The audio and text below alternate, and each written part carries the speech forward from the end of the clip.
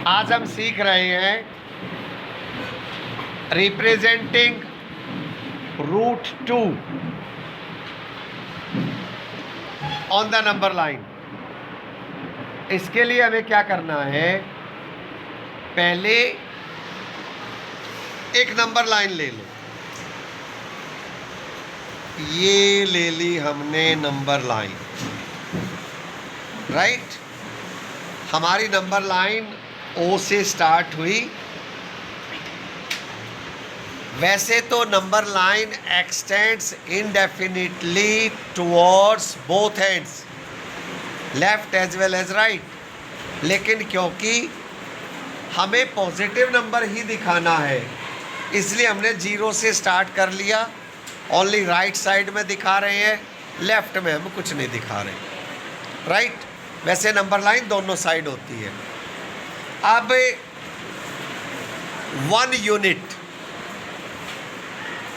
पे मार्क लगा लो।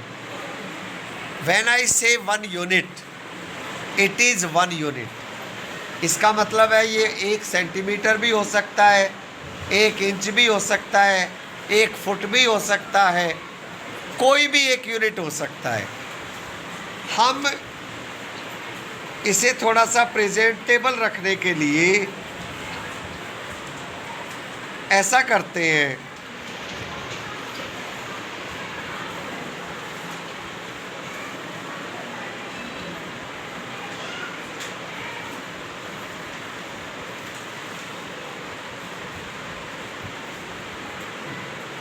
1 यूनिट इतना लिया हमने, ठीक है। आपका 1 यूनिट अलग हो सकता है।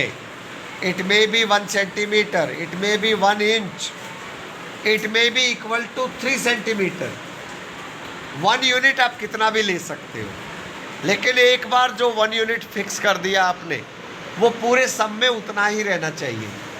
समझ गए? लेट्स नेम इट ए। अब हम क्या करेंगे, यहाँ पर रख के ए के ऊपर रखो कंपासेस को और एक 90 डिग्री का एंगल बनाना कहो, या फिर ड्राइंग अ परपेंडिकुलर, एक ही बात है। A perpendicular is always 90 degree. तो मैं उम्मीद करता हूँ कि आपको 90 डिग्री का एंगल बनाना आता है। नहीं आता तो मैं दिखा देता हूँ। एक सेमी सर्कल बना लिया। सेमी सर्कल बनाने के लिए यहाँ से आपने ये ध्यान रखना है, जितना आर्क ये लिया था, अब आपकी आर्क का रेडियस कम ज़्यादा नहीं होना चाहिए। जितना रेडियस ये था उतना ही यहाँ से ये काट दिया और उतना ही यहाँ से एक बार और काट लिया, ठीक है। क्योंकि हम परपेंडिकुलर बना रहे हैं तो फिर यहाँ से आप इधर काट दो, एक और आर्क बना दो और यहाँ से इधर। ये जो 2 पॉइंट आपको दिखाई दे रहे हैं, कौन कौन से, एक तो ए और एक यहाँ पर जहाँ पे आपकी दोनों आर्क्स ने काटा है, इसका कुछ भी नाम दे सकते हो आप, ठीक है। हम इसे पी बोलेंगे। ए और पी को मिलाकर और आप इसे आगे बढ़ा दीजिए, ठीक है। Where is the pencil? So हालांकि मेरी पेंसिल उतनी शार्प नहीं है, I am sorry for it, लेकिन आप दोनों पॉइंट्स को मिलाते हुए बढ़ा दीजिए।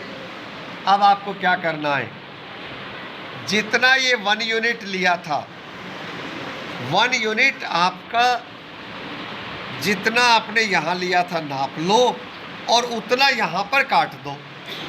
अगर छोटा पड़ जाए तो और बढ़ा लो। समझ में आई बात? मुझे उम्मीद है आपको समझ में आ रहा होगा। अब ये जो पॉइंट है ये वाला, इसे नाम दे दीजिए कोई। हमने इसका नाम रख दिया B, join O B. O B को ज्वाइन कर दो, ये कर दिया। ये जो है ना ओ बी, ये √2 है। अब आप कहोगे ये √2 कैसे है जी? तो ये √2 ऐसे है, आप पाइथागोरस थ्योरम के बारे में तो जानते हो, क्लास 8th में पढ़ चुके हो। ये ओ ए बी एक राइट एंगल्ड ट्राइंगल है, which is right angled at A. In right triangle O A B, right angled at A, OB square is equal to OA square plus AB square। कहने का मतलब ये है, theorem ये कहती है, किसी राइट एंगल्ड ट्राइंगल में राइट एंगल के सामने की साइड का स्क्वायर अन्य दो साइड के स्क्वायर के सम के बराबर होता है। इंग्लिश में अगर मैं कहूँ, in a right angled triangle the square of hypotenuse is equal to the sum of the squares of the remaining two sides. अगर मैं हिंदी में कहूँ, आप सब तो इंग्लिश मीडियम के हो वैसे, फिर भी हमने कैसे पढ़ा था वो बता देता हूँ। किसी समकोण त्रिभुज में कर्ण का वर्ग, यानी कि समकोण के सामने की भुजा का वर्ग अन्य दो भुजाओं के वर्गों के योग के बराबर होता है। हमने ऐसे पढ़ा था।